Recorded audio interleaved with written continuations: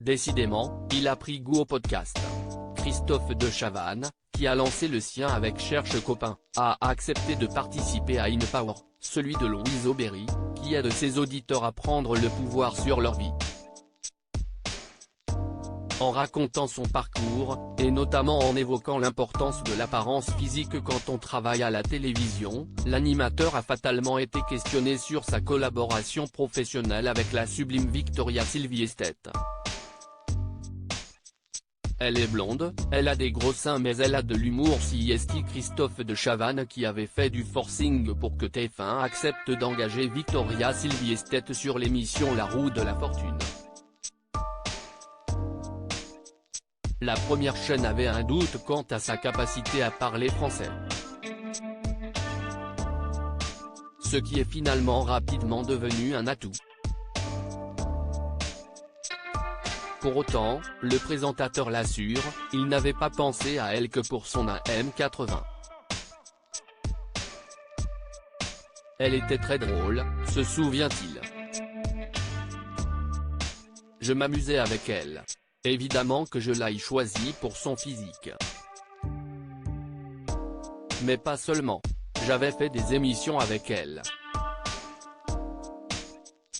CIST une bimbo internationale, j'allais à New York, elle faisait des couvertures, des raids de carpet.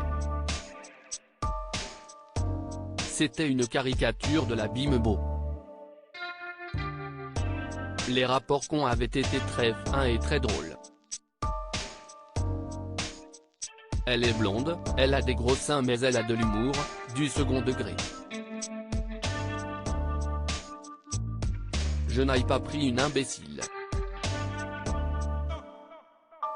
Victoria Silvstedt avait un petit faible pour Christophe de Chavannes à l'époque. Victoria Silvstedt vivait la grande vie. Ses passages dans La Roue de la Fortune n'étaient qu'une petite partie de son quotidien international. Elle dormait au Georges V, se souvient Christophe de Chavannes.